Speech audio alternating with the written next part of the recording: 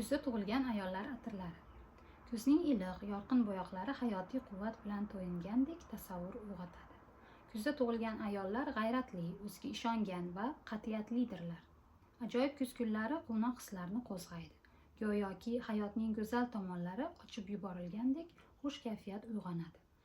O'zingni kuch-quvvatga to'liq his qilib, dadillik bilan oldinga boqasan. Kuzgi ayollar tabiatdan maqsadga intiluvchan va serharakat.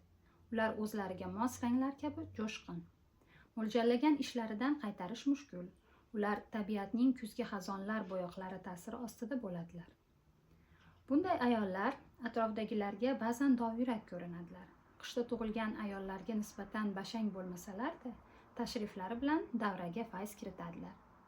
Fe'l-atvorlarida ehtiroslilik, hissiyotga berilish va rahmdillik bilan yoz va qishda tug'ilgan ayollarga xos sovuq erkinlikning batamom yo'qligi muvaffaqiyatli tarzda uyg'unlashib ketgan.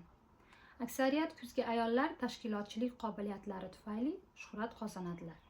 Ammo ko'p hollarda eng yoqimsiz faoliyat nasib bo'ladi. Kuzgi ayollar bahoriy ayollar kabi unchalik nozik nihol emaslar. Ular kuz faslidagidek gohida jo'shqin va ehtirosli, gohida xushmuomala va muloyim bo'ladilar. Ular sharqona iforli atirlarga alohida e'tibor berishlari lozim.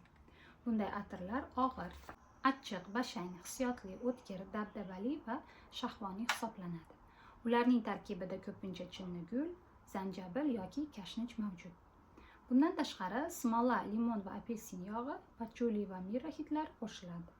Shipr deb ataluvchi qoramtir va sirli ko'rinishdagi atirlar atayin kuzgi ayollar uchun yaratilgandek.